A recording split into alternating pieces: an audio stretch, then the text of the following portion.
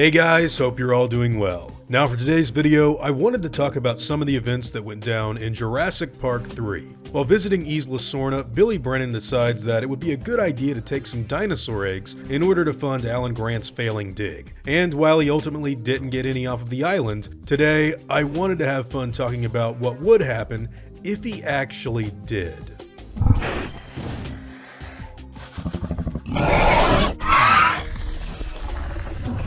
So as soon as Amanda Kirby runs off flailing her arms at the sight of her decomposing boyfriend, the unfortunate group of misfits stumbles upon a small nesting site for the Site B Velociraptors. Later on in the film, it's explained to us all that Billy took 2 of these raptor eggs. And because all of this, Udesky's death is basically a result of his stupidity and greed. Now, of course, while Billy failed to get any of these eggs off-site, one does wonder what would happen if he actually did. Velociraptors are by far the most intelligent dinosaurs in the entire franchise, so one would assume that taking their eggs and selling them on the black market would be a rather lucrative venture. Now, we can't really say how much money Billy would have raised with these raptor eggs, but we can assume that it would more than likely have been quite a lot due to the fact that this would be dinosaur trafficking before the animals even became readily available to see in a theme park open to the public. People were crazy about InGen's dinosaurs once the Santiago incident went down, so I'm pretty sure somebody somewhere would have paid a lot of money to have themselves some raptor babies.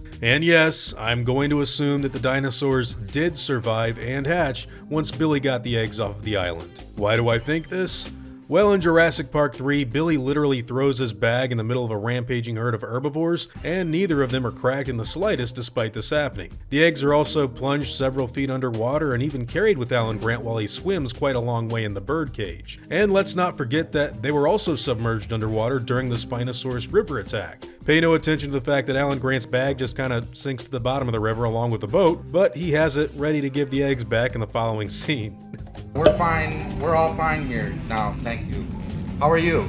Bottom line, I think that with the Raptors taking those eggs back in the immaculate condition that they were in at the end of the film, we've got enough evidence to support the idea of these eggs being extremely durable. And if they survived all of that, they'd more than likely survive the trip home. And someone would most definitely be willing to buy them. But with JP3 showing us that interest in paleontology is just fading away due to Jurassic Park being a thing, I'm not so sure Grant's dig would really be any more successful. That movie showed us that people were far more interested in living, breathing dinosaurs than anything Alan was doing back in Montana. Still, I do think that Billy's little dino sale would go off without a hitch. But that would also mean that raptors would have gotten off of the island and onto the mainland way before anything that we saw go down in Fallen Kingdom. It would also mean that someone somewhere would have had a couple of the most vicious and intelligent creatures that have ever walked the earth, and I'm pretty sure they wouldn't know how to handle them. After that, I think everything we could possibly talk about is just wild fan theory levels of speculation. But look, I'm gonna stand by what I think makes the most sense in this situation. Had Billy actually managed to dodge the raptors long enough,